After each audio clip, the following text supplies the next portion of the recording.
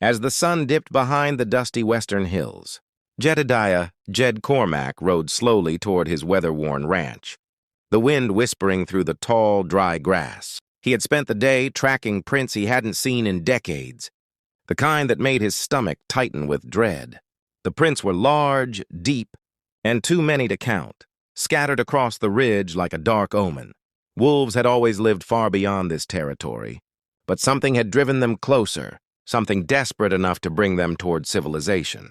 Jed knew danger when he saw it, and this wasn't just danger, it was a storm coming.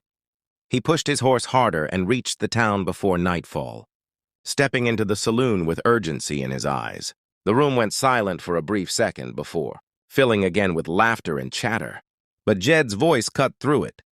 He told them about the prints, about the strange organized movement of the pack. Instead of concern, he got smirks, drunken jokes, and dismissive waves. Wolves didn't come here anymore.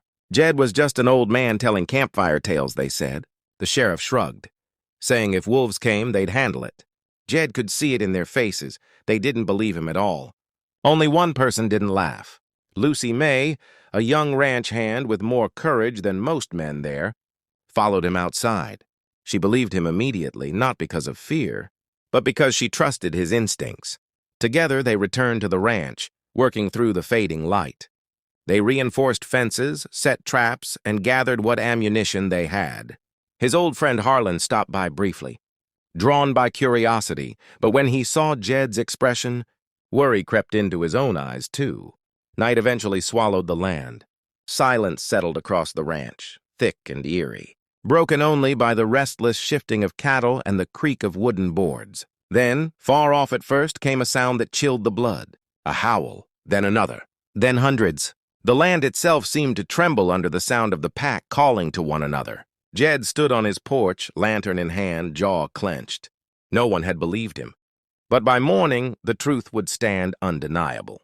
Darkness wrapped the ranch like a suffocating blanket, and the air felt charged, as if the land itself was holding its breath.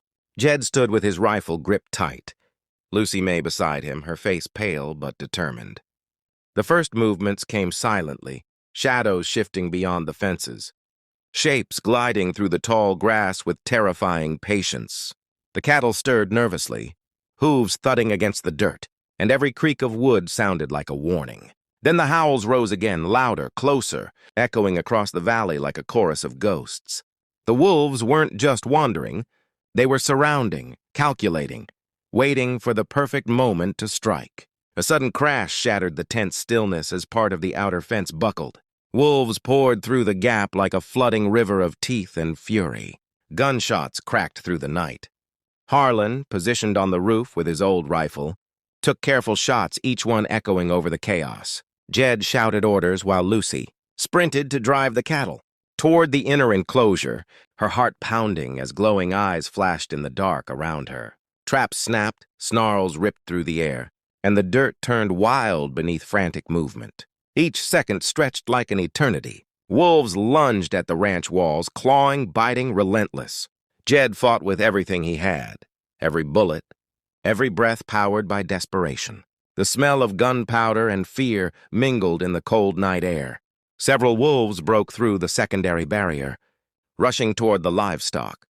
Jed charged to intercept them, pushing past exhaustion, refusing to let his life's work and the creatures depending on him be torn apart. Lucy, shaking but unwavering, struck one with a torch, flames flaring and scattering the immediate threat. Hours dragged on, each wave of attack testing them harder. The wolves would retreat just long enough to regroup before lunging again. The night filled with snarls and echoing howls. Blood stained the dirt, some wolves, some livestock. Some of Jed's group grazed and battered but still standing. Then, in the midst of the chaos, silence fell once more. The remaining wolves stilled, parting slowly as something emerged from the darkness. A massive figure stepped forward, larger, broader, its eyes burning with intelligence and command. The Alpha stood at the edge of the broken fence and locked eyes with Jed. Not attacking, just watching, studying like a war general deciding the next move. And in that chilling gaze, Jed realized the real battle had only just begun. Morning crept over the horizon like a reluctant promise. casting pale gold across a battlefield of shattered fences, trampled dirt and exhausted souls barely standing. Jed's body ached with every breath. His clothes torn, his hands bloodied, but his grip on the rifle never loosened.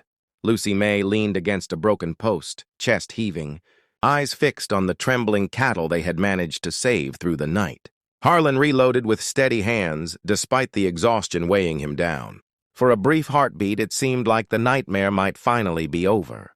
But the land remained unnervingly quiet, not peaceful silence, waiting silence. From the tree line, movement stirred again.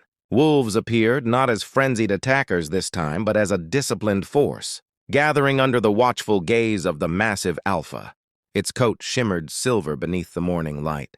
Scarred and weathered like a creature forged in war, it stepped forward slowly, confidently, as if declaring dominion over everything before it. The remaining pack followed its lead, eyes bright, bodies tense, driven not by hunger alone, but by something deeper, instinct, desperation, perhaps even vengeance. Jed raised his rifle, hands trembling, not from fear but from the crushing knowledge that the night's suffering had only been the prelude. The final assault erupted with brutal intensity. Wolves surged forward, and Jed met them head-on, firing, shouting, refusing to retreat even as fatigue screamed through his limbs. Lucy seized a broken spear of wood and stood her ground, fighting with raw courage that surprised even herself. Harlan's shots rang out with unwavering precision, buying precious seconds. The battle blurred into chaos. Fur, dust, sweat, fire, and roaring defiance against overwhelming odds. But where the wolves were powerful, Jed and his people were stubborn. They refused to fall. Just when their strength began to falter entirely, distant gunshots cracked from beyond the ridge. Townsfolk, awakened by distant howls and guilty conscience, came thundering in with rifles raised. Fear turned into fire in their hearts as they saw the truth Jed had warned them about. Together they pushed back the final charge. The Alpha made one last thunderous leap toward Jed, and for a breath the world slowed, then the shot rang out. The beast collapsed, the pack broke, and silence finally returned. The ranch still stood, scarred but alive. As sunlight warmed the blood-soaked earth, Jed stared across the land he had fought for and finally breathed. No one doubted him now.